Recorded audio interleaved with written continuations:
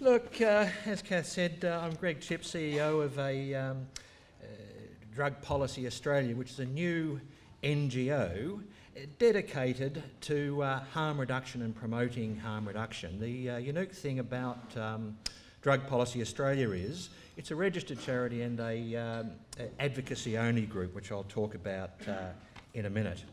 Look, firstly, I'd just like to thank the organisers, Kath, the whole Hemp Embassy crew that's got this event together year in, year out. I'd like to thank Michael Boulderstone for his inspiring talk at the start there. Yeah, look, a hand for Michael. I don't think it was loud enough before. He's absolutely fantastic. Clear and emotional, which is something I'd like to get to in a minute. I'd like to thank the Nimbin community for celebrating the cannabis culture in Australia, which is live, it's real, and it's happening. The cannabis culture is a persecuted culture under the realms of Prohibition, so it's quite amazing in Australia that we've had Nimbin waving the flag, pointing to the injustice, and quite often putting their bodies in the way of these unjust cannabis laws. Okay, what I'm going to talk about, the topic is, there we go, audio visual's good. Yeah, look, basically to challenge some of the assumptions of prohibition. Drug use is just as old as the civilisation itself, as Michael said, and probably older. You know, there's cases of other species consuming alcohol and getting shit-faced and, you know, basically enjoying themselves, and mankind is no different. So what I want to really look at, and just as a bit of a thought piece, is challenge the assumptions of prohibition. And once you get to the assumptions of why these things, what the other side of the argument thinks, then it's possible to perhaps challenge them with reasoned argument. And that's perhaps what we've got to do in the face of, there's no other way to put this, blind prejudice. That is what we're up against. Perhaps a Puritan ethic, an ethic that says, Judeo-Christian tradition, that says pleasure is wrong. To enjoy yourself is wrong, and whether that's moved from the sexual pleasures into the pleasures of perhaps recreational drugs or even alcohol, these are the, I guess, some of the assumptions that we're up against. A little bit perhaps just to explain myself, who is Greg Chipp, why am I heading a charity called Drug Policy Australia? And I guess it comes back to, like any 14-year-old, any 8-year-old, you begin to sort of grow up, wake up, look at the world, and you go, what the fuck am I doing here? It's a natural part of consciousness, of being alive, to question those things. And then we move into adulthood. For example, as kids, we play giddy, you know, where you're at kindergarten, you spin yourself around a dozen times till you fall over and almost crack your head. Get up and feel a bit different. I mean, that is experimenting with an alternative state of consciousness. And the truth is, it's a bloody dangerous thing to do if you've ever done it, to do it outside away from the monkey bars. I know that from personal experience.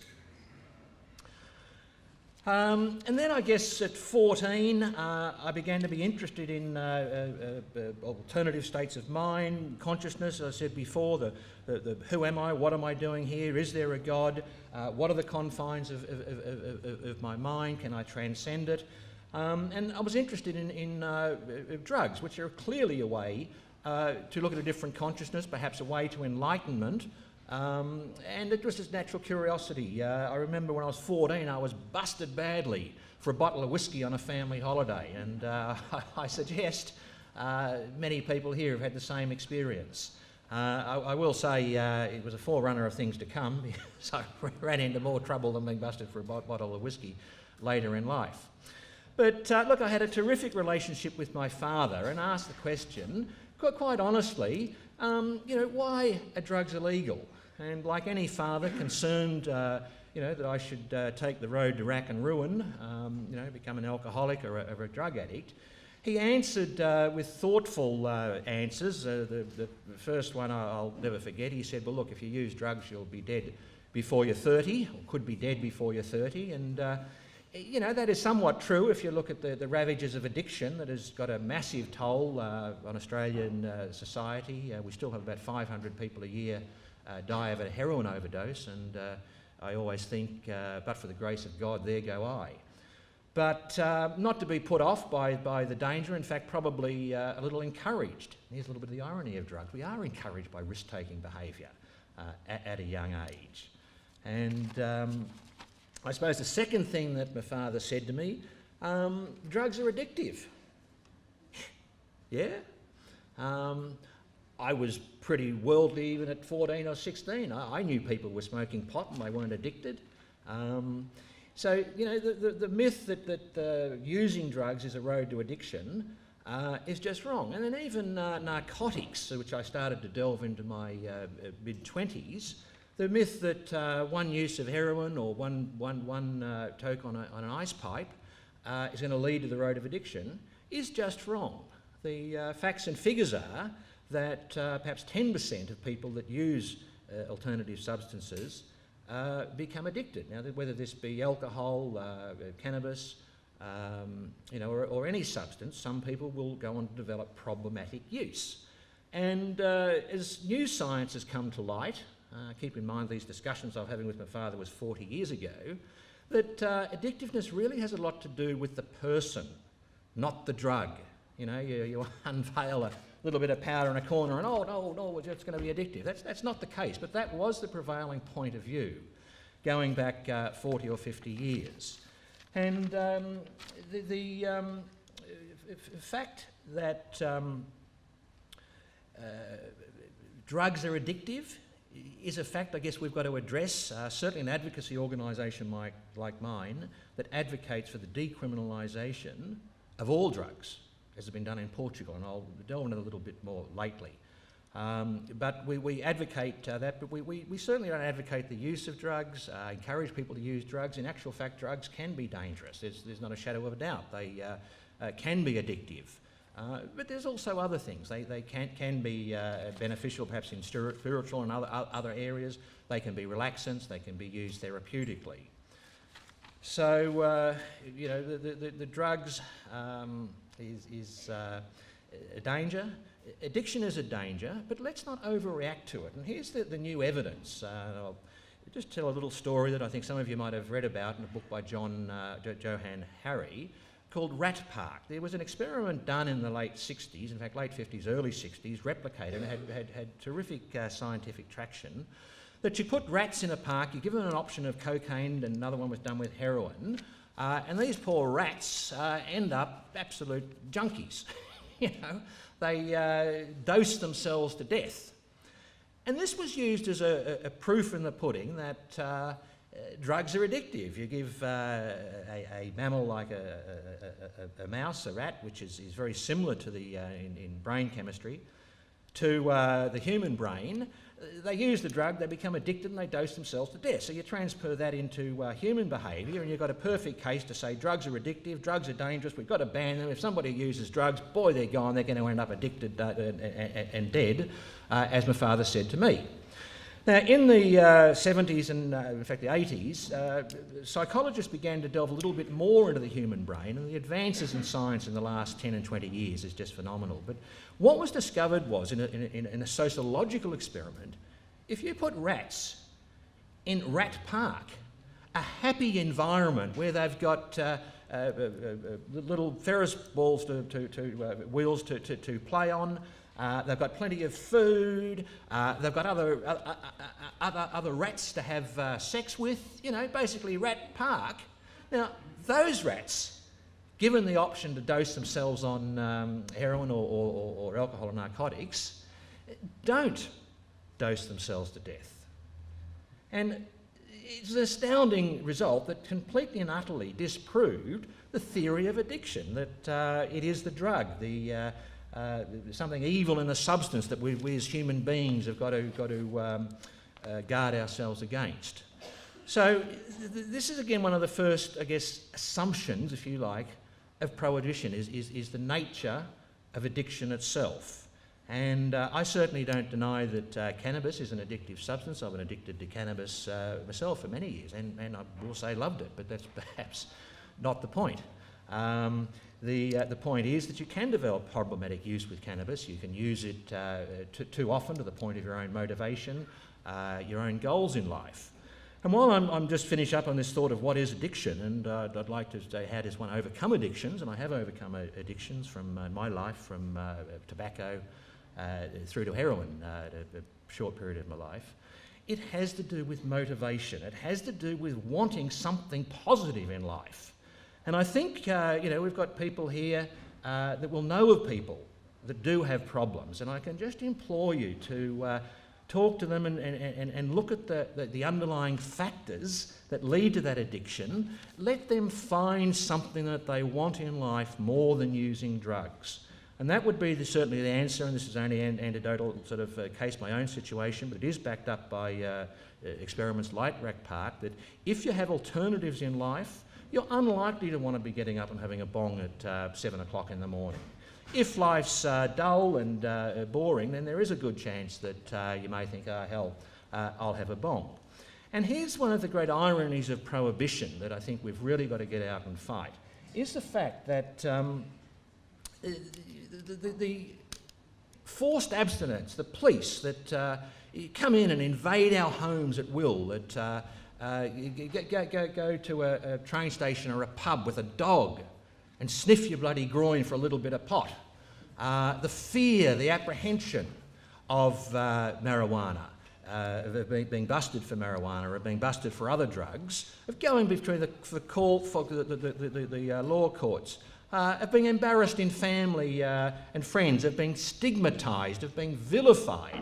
They are the very factors that lead us to become problematic drug users. So the irony of the prohibition is that attempting to help to resolve this problem under some idea that we're going to make the world drug-free really makes the problem worse. And this is why I guess I've formed this charity group, Drug Policy Australia, to attack the very cause of the assumptions of prohibition.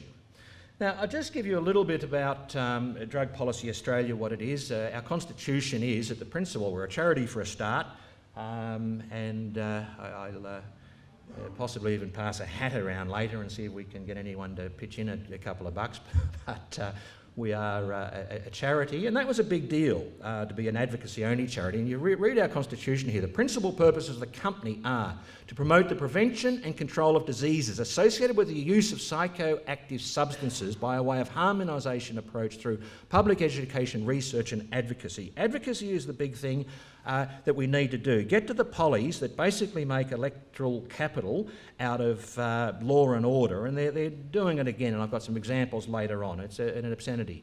But also through public education, because unless we stand up as people, a generation that knows a little bit about drugs, or a younger generations, unless we win hearts and minds on this, we will never get these laws changed. A reason that I'm involved in the whole drug prohibition debate is I looked up, let me put it another way, start again. At 21 at university, we were smoking pot, we were smoking it before lectures, we were smoking it in lectures. And I will say to those that think that's advocating the use of pot, marijuana, cannabis, it's not. I enrolled in law, I didn't get a law degree, I had to fall back to get an arts degree, and that was probably due to my preoccupation, we called it in Monash University, then it's been there in the small cafeteria. But the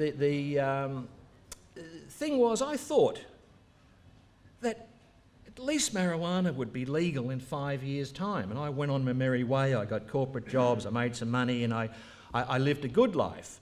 But I looked around 5 years ago and I saw that it's not legal, but worse, they're ratcheting up the persecution. And this is what we're talking about here, persecution of people that want to enjoy a herb, for God's sake, a thing that grows in the ground of its own accord, the madness of that. And I got angry.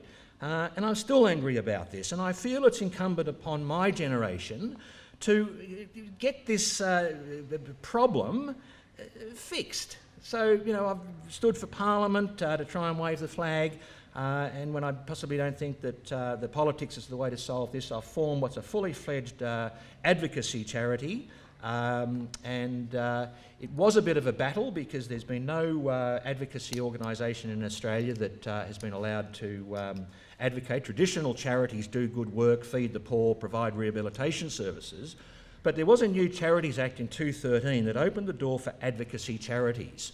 So we've been registered. It was a big fight with the Australian Charities Commission. Took us about a 100-page submission and a few years, and I would mention this only if there's someone in the audience that also wants to create a charity and advocate for this.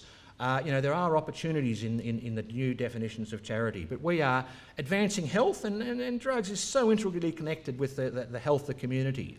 Promoting the prevention and control of diseases is one of our charity subtypes, and clearly there's a number of diseases associated with drug use, whether it be AIDS, hepatitis C, the medical ramifications of medical cannabis. It's all over. But here's the significant thing. One of our subtypes is to promote and oppose change to the law, government or practice, meaning we can hassle the shit out of the government and still be a registered charity. And that's the job that we, as people that understand this issue, have got to do. And as I've said before, we are regulated with the Australian Tax Department. They're a little bit loath to regular charities, but legislatively the laws have changed and it opens the door. So try and think of Drug Policy Australia as the Australian Conservation Foundation of drug law reform. We've got a structure in place, and I'll talk about that a little bit more. Basically what we believe in a nutshell is we believe that legally enforced abstinence is unrealistic and unhealthy and counterproductive in modern Australia, which has one of the highest per capita consumptions of drugs in the world. I mean, we're world leaders in this. If there was Olympics, Australia would be right up there. Third in terms of cannabis production, consumption. And one of the great ironies of this debate is we consume more cannabis than countries that have more liberal cannabis laws. I mean, go figure, Amsterdam, not so much. Portugal, which I'll talk about a little later, has decriminalised all drugs, not so much. And this is again the irony of prohibition, or one of the myths, if you like, that prohibition is going to reduce consumption. There's an assumption of the prohibition approach, that the only way to attack the drug scourge, the frightening addictiveness of drugs, is to limit supply, stop people doing it, and more obsessively and more mad, let's make the world drug-free, which was the mantra for the United Nations in 1998. Have you ever heard anything mad? Make the world drug-free? What are these bloody idiots trying to do? Get the last seed of marijuana, get it in the hall, and well done, boys, we've managed to solve that one. Now let's get on to world hunger. Let's get on to poverty now. I mean, look, this is, to me, an emotional issue because that's wrong. I mean, that's madness. It's pursuing prohibition policies that are damaging, but at the expense of real problems that we as a human species face, and this is what we've got to look at. Harm reduction, I just want to touch on that as an alternative approach to this prohibition, trying to stop people using drugs. There are other ways to minimise the harms caused by drugs. And as I say, of course I admit there's drugs. I've had a drug problem myself 25 years ago. People can recover. So a harm reduction approach is simply a pragmatic way of saying, look, let's not just concentrate all our efforts on law enforcement and try and stop people using drugs. It's never going to work. Let's get those people that do use drugs and educate them on the best way. And Damon Adams, who's a friend of mine I've known for 4 years, said no drugs. I just think that's a great catchphrase, Damon, if you're there. We do need to know about drugs, get the facts, get the information, and that's perhaps where the answer is in terms of even harm reduction. Australia was once a leader in harm reduction back in the 80s, 84, 85, when we had Bob Hawke as a Prime Minister. He had a daughter with a heroin problem. He called a conference in Canberra. And, the man cried on camera about his daughter's problems. He had some heart and he understood what the problem was. He had a drug summit. And Australia was one of the leaders in resolving the world drug problem with AIDS. We introduced needle exchange facilities in all states, which is credited, interestingly enough, with saving tens 1,000 or at least 10,000 lives in Australia and saving hundreds of millions of dollars in the cost of this AIDS scourge. Other countries that didn't, and still in fact countries don't have needle exchange areas, are still suffering. So, you know, needle exchange is a classic harm minimisation area. Look, I'm going to move on quickly here, and I'll bring up some of these things as we go. You can see I'm a man obsessed, and I've got a lot of things to say. Greg, you've only got 5 minutes before questions. I just looked at my time, so look, we can raise this later.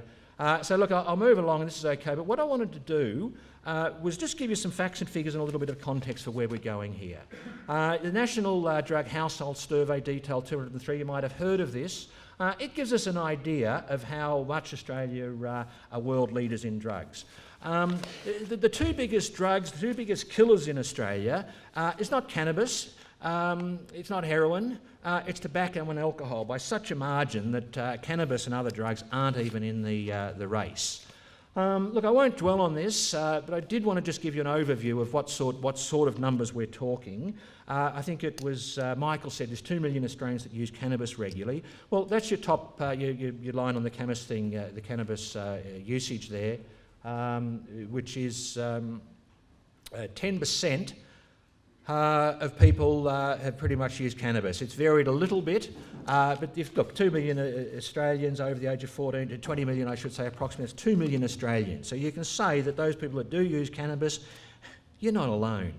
For whatever reasons you use it, whether it's medical or you know, to feel good, to cope with your depression, which to me has always been a quasi-medical cause, you're not alone. But look at the figures there on tobacco. One of the optimistic points on these figures is the tobacco figure has reduced from 93, almost cut in half over the last 10 years, meaning, you know, health reduction strategies can be put in place to warn people about the dangers of using drugs. You know, to point out if they do develop problematic drug use, then there's, you know, answers to what they should do. Look, the National Household Survey, again put out by the government authority on the number of users in Australia. Look, I just wanted to point out a couple of quick things there. The age groups is interesting that are using drugs, 20 to 30s. Over here are the biggest users of cannabis. The synthetic cannabis, which to me is a massive concern because these are not a natural herb tested by thousands of years of use, but they're accessible to children. So one of the things with harm minimisation strategies is, and regulating cannabis, legalising and regulating cannabis, is you begin to control the black market, the quality. You have packaging. You put them out of the hands of kids, such as occurs in the case of alcohol. You have a regulated market and you control. And Drug Policy Australia and those other advocacy groups, of which there's a few, I know there's Will from Unharmed, here we'll be talking later. There's a number of movements, Harm Reduction Australia, that are springing up. You know, we're forming a movement in Australia because we're about at a point where we're really saying that we've had it, we know this is wrong and we're getting together, and that's the exciting thing that's happening. Look, over to another authoritative figure on drug use, and more is the arresting rate. Australian crime condition. Now, look, these figures are just a total indictment of the law and order effort. You've got 60. Here's a list of all of the busts in Australia for drugs. 60% of those are for cannabis. You know, the low-hanging fruit, the easy mark for the police, the excuse for police to you know, run through your home and personally get their arrest rates up. It's an obscenity that we should be spending 60% of our law enforcement budget on cannabis. And just to give you some hard numbers on this, the numbers of arrests were 112,000 in 2013, 112,000 people, 60% of those for cannabis. And I just want to try and give you a picture of this. 66,000 people arrested for cannabis in 2013, and no doubt it's going up. I'll show you the next slide just to move along quickly. There's the arrest rates for all drugs, and you can notice that the cannabis proportion is increasing. But look, let's picture 60,000 people. Let's even say, okay, the 87% of those are just for consumer offences. MCG, I come from Melbourne, the Sydney cricket ground. It's about 80% of the capacity of a Sydney cricket ground. Another way to look at it is just, again, try and visualise this thing. You've got a line of people. How long would 66,000 people be? Do you remember we were at school and we do the PE thing? We put a hand on the person next to us and form a line? If everybody that was arrested for cannabis did that last year, it would be a line 33 kilometres long, from here to about Lisbon. It just beggars belief that we can let this tragedy go on. The police now, as other speakers have said, have been pursuing very aggressively the policies. You've got there the figures of consumer arrests, and consumer arrests is sometimes over an ounce of pot. Nothing. You buy a pot, give it to four mates, you could be arrested for drug dealing. Moving along, look, cannabis, the myths of prohibition, reefer madness, look, we know where it all started. Just a couple of quick overviews of, I've brought a lot of these things in the talk. I'm not really one for these presentations. They tend to be just a backup for where I'm going to go on as I impart my frustration and my emotion, my call to action to change this thing. Alcohol is safer than marijuana. I was talking to Abe, who'll be talking later in the day, from California. They ran a very successful campaign in relation to marijuana being safer from alcohol. And look, this is just a no-brainer. There's alcohol, if it was invented today, would be banned in a heartbeat. Alcohol has got domestic violence, lack of coordination, road trauma. And let me just digress here again quickly. What's happening in New South Wales is again just outrageous. We're going to have this year 200,000 people tested for roadside drug testing. This is another way to persecute, prosecute, demean, vilify cannabis users. They are now testing people for minute traces of cannabis in the system that was used anything up to 7 to 5 days ago. And this is again the police that are getting zealous, overreaching on this and prosecuting us, not for impairment of driving, which is a fair cop. If you're shit-faced, stoned off your mind and driving home, sure, you should not be allowed to drive. But if you're just simply driving your kids to school, and the cost to the community of this increased persecution is enormous. People losing jobs, people not being able to drive people to school. I'm conscious we're not going to have time for things, but look, just on this one issue, this is a headline in Queensland now. They had a commission into crime, and look at the cute headline there, pot heads into heroin, ecstasy and cocaine. The journo's almost having a laugh there, but the bottom line is that there is legislation slated in Queensland to keep increase the ante and treat cannabis the same as marijuana. The United Nations Drug Control Conventions, we've just had a meeting in the United Nations, it misclassifies cannabis as a drug alongside heroin. The medical cannabis, look, I'm trying to cut this short, but look, I have major reservations with how we're going with the medical cannabis. It's so limited access, they're getting whole infrastructures, they're not even defining what cannabis is, and at the end of the day, one of the assumptions of even the medical steps, and look, I'm two-minded, I do appreciate we're moving forward in this debate, but we've got to be careful that we don't lose where we're going. Only sick people use cannabis. Well, that's not just true. People that might be a bit depression might use it for a number of things to relax, and there's nothing wrong with that either. Okay, as you picked that up, Drug Policy Australia is the organisation. That's our website address. I'm going to be a bit cheeky here, if I may, and Kath, I need you for a minute.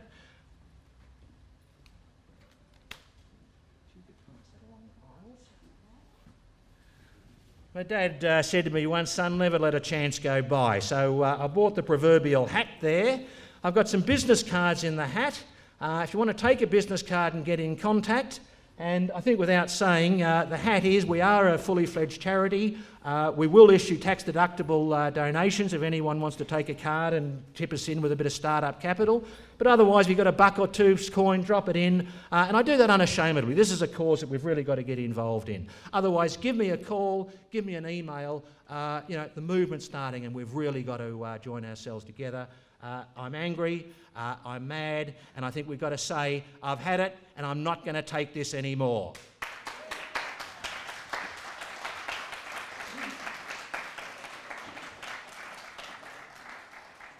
Thanks very much, Greg. Any questions, please? Raise your hand and we'll bring you a microphone.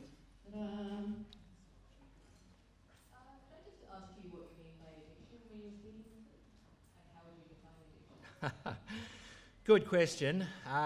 Look, addiction is a very misused notion. I believe that certainly there's physical addiction, which is really the low end of the scale as far as addiction is concerned. And this is what in the 60s and 70s people defined as addiction, you know, the horrors, withdrawal, physical cramps, physical pain and everything. And as I say, I've been addicted to many things, tobacco and heroin. And the easy thing with heroin is again the misnomer, it's getting over 3 days of feeling a bit ill is a piece of cake. You know, if you're a heroin addict, you're pretty hardcore, you know, you've been through a bit of suffering. So a little bit of pain ain't the thing. So addiction is not the physical withdrawals, they're real. Addictions are psychological. And here's the thing that we're up, and again, this is something I'm happy to share with people. Addictions are psychological. I would actually consider tobacco to be more addictive than heroin. And I know that's controversial, but you know, there's absolute, you know, a hook in tobacco and the chemicals that are psychological addiction. And the same with heroin, psychological addiction. You know, people can give up, go to rehab a month or two. Ice, the same thing. It's a psychological addiction. If you've got people with that problem, kids, families, friends, know what you're up against, and that is psychological addiction. They're craving to repeat the behaviour well when the drug has left their system. And why are they doing this? Because they're trauma. They're using these drugs to overcome some perhaps abuse, post-traumatic stress, you know, or just the pains of growing up. So addiction is about a psychological cure, relief to their addiction. So I meant more when would you use to become addiction then? Sorry, I can't hear. When would you use to become addiction then? Look, this is again, I don't actually like the word addiction. I prefer the word problematic drug use, because there comes a time, and I think we know it yourself, of when one's drug use begins to be problematic. And I touched on this before. You know, when you're using it first thing in the morning, when you're using it to go to family events, when you're using it to do your normal social engagements. When it's affecting your productive life, when it's affecting, you know, where you're going to be on time, when you're missing work. These are obviously measures of an alcohol addiction. These are measures of a pot addiction. You know, people can be using too much cannabis. And again, the answer to addiction, this is again the thing that's misunderstood, it's finding something you love, something you enjoy, finding some pleasure as an alternative to the endorphins that are released when you use a chemical substitute. So, Would that be also in a positive sense though? I'm sorry, I'm not understanding. In terms of like why you would choose to, like we've gone over the benefits of why people might use marijuana and cannabis, especially like that it can be part of your daily life as well. And so I'm kind of failing to understand where you draw the distinction of like why would it be then necessarily problematic or addictive to be smoking in the morning or to be smoking to go to a family event if that's not problematic in your life? Look, yeah, I think I've answered that, to be fair. There is no hard and fast, you're either not, but this is a gradation, if you like. But I will say problematic drug use, if you've ever had problematic drug use, you tend to know it. Just a moment please, I'll come give you the mic. And this will be the last question, so if anyone wants to keep chatting to Greg, please go out to the deck afterwards. I was just going to say, it's what Joel was saying, that someone can use it through their daily life, like David, and have a very productive life, or someone else might have a problem with it. It actually stops them doing the things that they want to do in their life. I think that's what you're trying to say. Is that what you're trying to say? Look, thank you very much. Exactly. There's no line, but where it's affecting with, again, friends, family, as I said, problematic. And this could be alcohol, this could be a number of things. I mean, look, even addiction to tobacco. There comes a time when you know you've got the bloody cough in the morning where it's affecting, you know, your sporting thing that you want to do on a Saturday afternoon. But it's a personal choice. I don't think the state can define these things. So, yeah, thank you. Great. Hey, Greg, thank you very much for that very quick overview. I understand you have a lot of information to impart and it could go on forever, but